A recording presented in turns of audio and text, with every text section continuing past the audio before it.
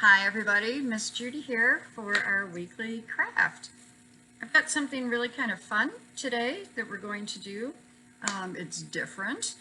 It doesn't require many materials at all, and it is a three-dimensional hand. It's kind of an optical illusion because it's a flat piece of paper, but you can see how it looks like it's coming off the page. So it's pretty simple. The only thing you'll need is a piece of paper. I have some cardstock here so my markers don't go through, but you can use just a piece of regular paper, and I think white is going to work the best for you. A couple of different steps. I've got the finished piece, and then I'm going to show you the first step in getting there. I don't know how well you can see that, but that's my pencil drawing, and then I'll do a little demonstration on this piece. So this one actually took me quite a bit of time. I probably spent a couple of hours on it because I chose to use several different colors. So there was a lot of work involved, but it's kind of relaxing. It's something you can do while you're watching television or chatting with your sister, brother, friend, whomever. And I really enjoyed it. It was relaxing. So let's get started. Okay, let's get started. I've got my piece of white paper, I've got my ruler, I've got my pencil, and that's all we're going to need to get started. I've gone ahead and I've put my hash marks for my lines, as you can see, on the sides of the paper. So I have divided this up into 1/2-inch sections on either side, and in a minute I'll show you why I did that.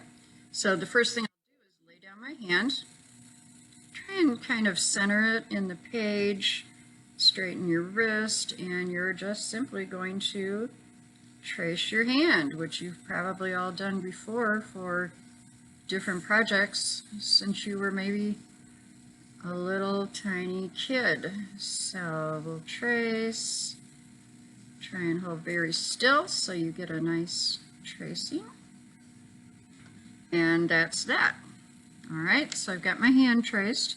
I've got my little hash marks. How I did this was I just took my ruler and laid it on the edge of my paper and started marking off in 1/2-inch segments. I did that on both sides.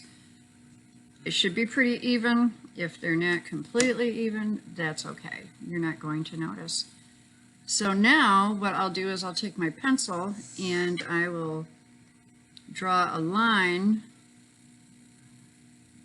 from edge to edge, using those marks as my guide. Whoops. And I'm going to do that all the way down the page. Alright. So I'm going to finish this just so I can show you how to get from this point to your next step. And like I said, this takes a little time. And if everything is not lining up perfectly, that's okay. Alright, so I'm at my first finger now. You can probably see how that's sticking up when I lay my ruler down. So what I want to do is take my line up to that edge of the finger. I don't want to draw it through the middle, and I want to pick it up on the other side and finish it. And every time I see a finger sticking up on this page, I'm not going to put my line through it. Bring it over to there. Go in between these two fingers, in between these two fingers, and finish your line all the way down. Of course, if you do happen to draw your line over the finger, you can erase it. So it's not a big deal at this point with the pencil. It would be if you were using your marker. Here I've got just a little bit of my baby finger there, so we'll go around that, go through these, and continue on. I hope everybody's having a good week. It's hot, isn't it? Hopefully you're getting outside and maybe getting in some water in your sprinkler, or sitting in the shade enjoying the cool breezes. But it's summertime, so I like this weather. Alright, now I'm almost at the point. There's my thumb right there. And this will get a little easier because all the fingers are out of the way. And I don't even think we need to go down to the bottom of this. So your next step, and I'm going to show you how to do this in black and white, because like I mentioned, it took a long time to do all these colors. I use Sharpie markers. You can use any kind of a marker that you might have at home. You could also use colored pencils if you wanted to, or you could use crayons, so it's really versatile. And you can do black and white too. I'm kind of anxious to see what the black and white one will turn out like. So that's good. We'll just work our way down to the end of the paper and we'll get started coloring it in so you can kind of see how it goes. There is one more step with the pencil, and this might be a little confusing to you, but where you've left the opening in the hand, we're going to go from this line to there and make curved lines all the way up the wrist, through the big part of your hand. Just make sure you make those lines meet. And it gets a little more confusing when you get to the fingers. Oh, I see. I missed a little spot here, so let's go back in. Okay. All right, so I've got my thumb to work with over here, but this line I'm going to take right up there, meet it here, and there you go. Here's another part of my thumb. On this one, we're going to go, just keep those lines in mind, and you should be just fine. And then we're going to go all the way over to that line. We'll finish off these fingers.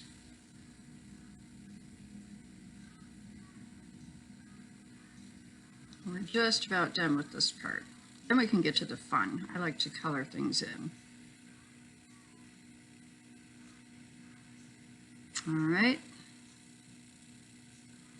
Okay, so this is what you have. You can kind of see how it's going to take shape here once I start with my marker. So just to demonstrate, I'm going to start down here.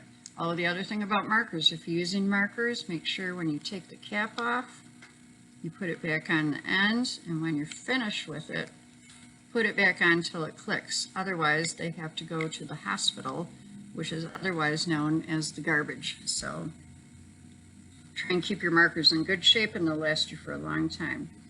Also, if you're working with a Sharpie, it's smart to put something underneath your paper so you don't get it on the table.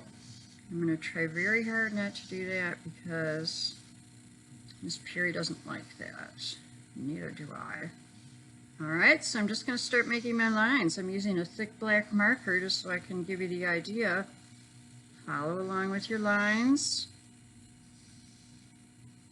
And you're going to start to see this take shape in a minute.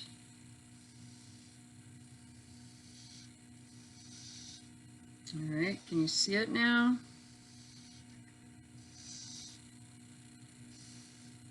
It's starting to look like the hand is popping off the page. Now, when you do this, you can take your time, and you'll probably end up with a better end product than I'm going to have here, because I'm kind of hurrying it along.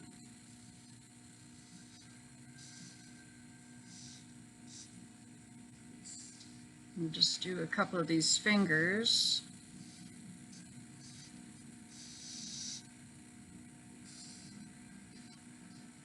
So you can get the idea of the hand.